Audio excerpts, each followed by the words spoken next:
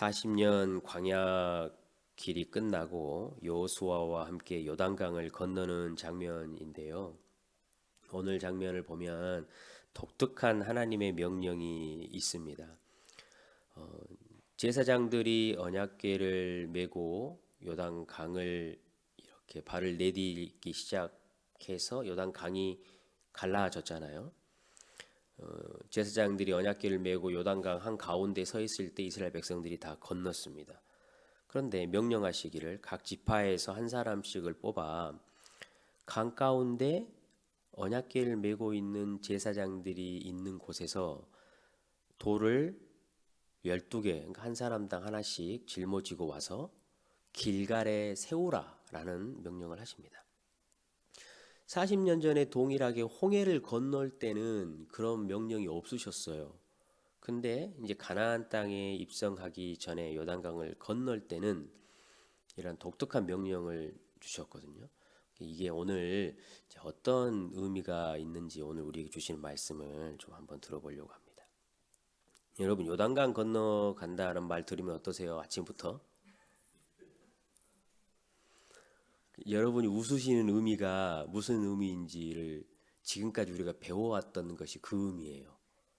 요단강 건너면 천국 가는 거잖아요. 근데 여러분 성경을 한번 잘 봐보세요. 요단강을 건너서 가나안 땅에 들어간다라는 의미는 우리가 죽어서 천국을 간다라는 의미가 아니에요. 지금까지 우리가 너무 잘못 성경을 봐온 거죠. 왜냐하면 가나안 땅에 들어가면 어떻게 해야 되죠? 지금 우리가 싸워야 돼요. 열심히 싸워가지고 땅을 차지해야 되는 거거든요. 우리 힘으로. 그러니까 죽어서 천국 가면 그 일을 할 일이 없어요. 근데 가나안 땅은요, 우리가 우리의 힘을 가지고 이렇게 싸워서 땅을 차지하는 곳이고, 또 히브리서 4장에 가면 이런 기록이 있어요. 여호수아가 너희를 데리고 가나안 땅에 들어가서 완전한 안식을 주었다면 앞으로 더 큰 안식이 없을 거야라는 말을 해요. 그러니까 이 말은 가나안 땅에 들어가는 것이 완전한 천국을 들어가는 안식이 아니라는 의미예요. 무슨 의미냐면요. 봐보세요. 여러분, 가나안 땅은 젖과 꿀이 흐르는 땅이잖아요. 약속의 땅이에요. 동시에 거기에 가면 싸움이 있고 아주 긴장감이 있어요. 이 땅에 이미 임한 하나님 나라의 모형을 보여주는 거예요. 예수님이 초림하셔가지고 젖과 꿀이 흐르는 것 같이 하나님 나라가 임했잖아요.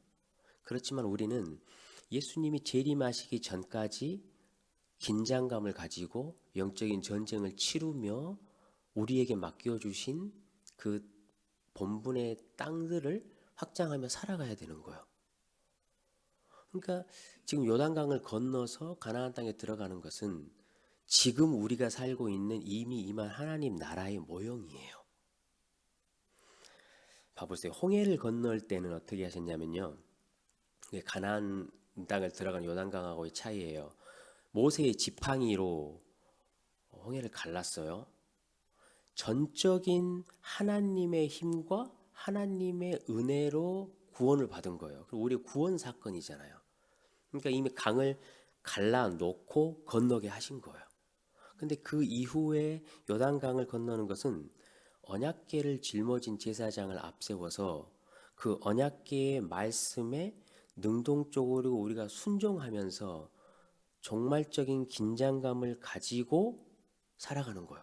그래서 우리가 발을 내디딜 때 강이 열리고 가나안 땅으로 입성을 하게 되는 거예요.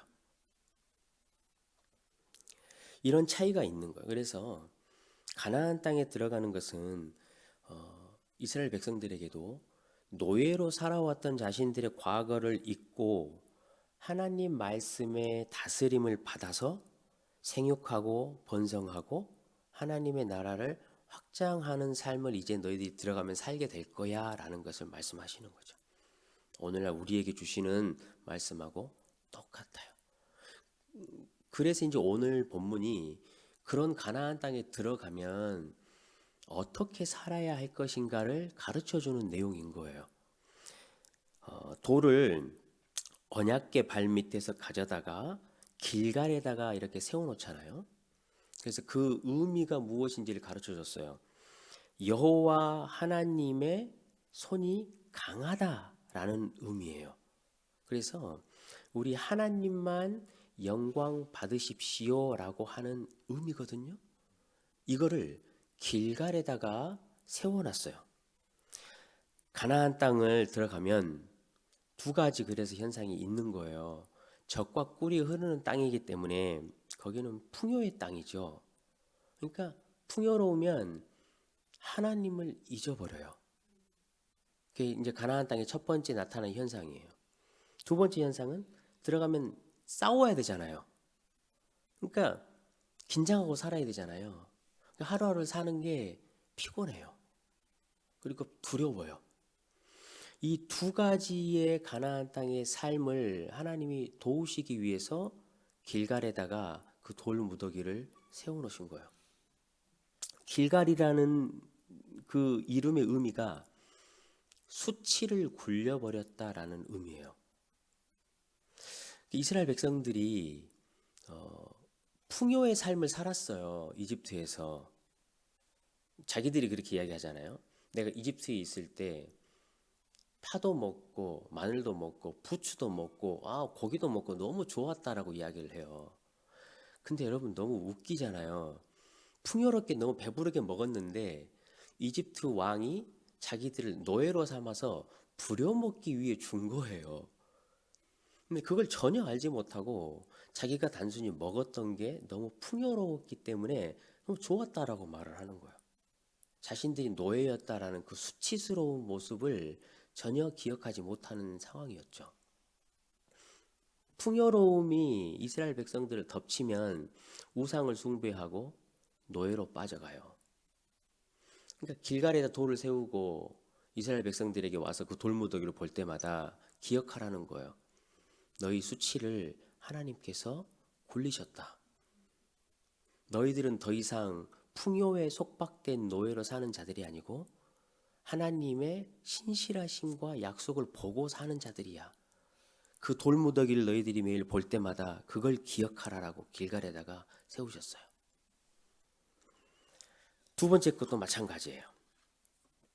이 길갈이라는 곳은 단순히 이스라엘 백성들이 머무는 수경지가 아니에요. 이제 이스라엘 백성들이 한 300~400년간 전투를 치러서 가나안 땅을 차지해야 되잖아요.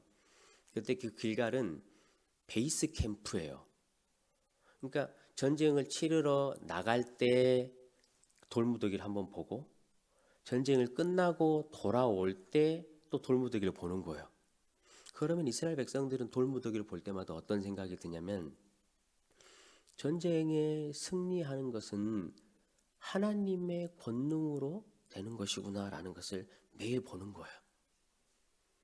하나님이 우리에게 힘을 주셔서 요단강과 홍해를 가르셨던 것처럼 그 권능으로 우리가 이길 수 있구나라는 것을 들고 나면서 전쟁을 치르는 거예요. 그래서 자신들의 두려운 긴장감을 하나님 앞에 내려놓고 이 전쟁은 이미 하나님이 승리하셨다라는 것을 알고 전쟁에 나가게 하는 기능을 하는 거죠. 길갈에 있는 이 12개의 돌은 그래서 젖과 꿀이 흐르는 그 가나안 땅의 유혹을 이기게 해요. 또 두 번째는 우리의 싸움과 긴장에서 승리할 수 있도록, 그래서 모든 영광을 하나님만 받으실 수 있도록 해주신 하나님의 선물인 거예요.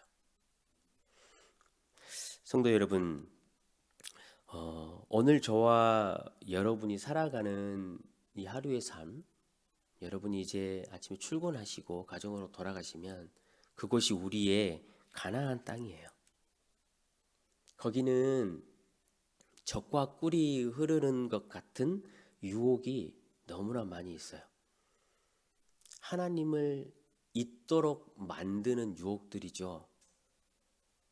일을 하고 자녀를 양육하고 세상에 섞여져서 살아가다 보면 거기서 오는 그 풍요함과 하나님을 잊게 만드는 우상 숭배들이 여기저기 도처에 깔려 있어요. 또 그뿐만이 아니고 우리의 삶의 터전은 전쟁터 같은 곳이에요. 저는 좀 더 전쟁이 덜할지 모르겠어요. 왜냐하면 목회자니까. 여러분들이 그래서 저는 존경스러워요. 삶의 최전선에서 들고 나면서 하나님의 뜻을 가지고 말씀의 다스림을 받으며 싸워가는 최전선에 계시는 거잖아요. 오늘 우리가 살아가는 땅이 이 가나안 땅과 같은 곳이에요. 여러분에게는 바라볼 돌이 있습니까? 돌무더기가 있으신가요? 우리의 돌무더기가 여러분 무엇인가요? 우리의 영원한 모퉁이 돌이신 예수님이세요. 그 예수님을 여러분 하루 가운데, 그리고 여러분 가정 가운데, 여러분 심령 중심 가운데 세우시기를 주님의 이름으로 축원합니다. 예수님께서 자신이 스스로 수치를 당하셨어요. 그 고통의 수치를. 그래서 우리의 수치를 이미 다 굴려 보내 버리셨어요. 우리 주변에 있는 적과 꿀이 흐르는 것과 같은 풍요의 유혹에 빠지려고 할 때, 그래서 그것의 노예가 되려고 할 때, 이것은 나에게 하나님 이름에 맞지 않는 수치이고, 이러한 수치를 쫓아가려고 하는 나의 모든 정욕을 예수 그리스도께서 이미 굴리셨구나. 나는 이러한 삶과 어울리지 않는 자이구나. 라는 것을 예수를 보면서 다시 한번 기억할 수 있는 하루 되시기를 주님의 이름으로 축원합니다. 우리 주님께서 자신의 죽음을 막고 있던 그 무덤의 돌을 다 굴려내시고 자신 스스로가 우리의 승리의 반석이 되셨어요. 매일 그 주님을 바라보면서 여러분 오늘 하루 삶 가운데 승리하시기를 축원합니다. 우리는 믿음의 선한 싸움을 싸우는 자들이에요. 믿음의 싸움이라 그러니까 손에 잘 안 와닿잖아요. 믿음의 싸움은 다른 게 아니에요. 내가 내 강함과 내 지식과 내 힘으로 싸우는 것이 아니고 내가 약하다는 사실을 빨리 인정하는 싸움이에요. 나의 약함을 인정하는 싸움이 곧 믿음의 싸움이에요. 그 약함을 인정하고 하나님의 은혜를 구하고 믿음을 구하고 주님 앞에 무릎을 꿇고 하나님이 일하시기를 간구하는 싸움이 바로 믿음의 싸움이에요. 언약궤가 오늘 저와 여러분을 인도하여 주실 줄로 믿습니다. 그것을 통해서 오늘도 하나님이 영광 받으실 줄로 믿습니다. 아마 저와 여러분이 힘들지만 하루하루를 그렇게 살아가다 보면 언젠가는 누군가는 이렇게 질문할 거예요. 도대체 그게 뭐냐? 너희들의 마음속에 쌓여있는 그 돌이 뭐냐? 라고 물어볼 거예요. 그럴 때 우리가 내가 마음속에 쌓아놔서 유혹을 이기고 날마다 전쟁 같은 가나안 땅을 승리할 수 있는 것은 예수님이셔. 그 예수님이 오늘도 나를 살게 하시어라고 고백하는 그런 하루 되시길 축원합니다.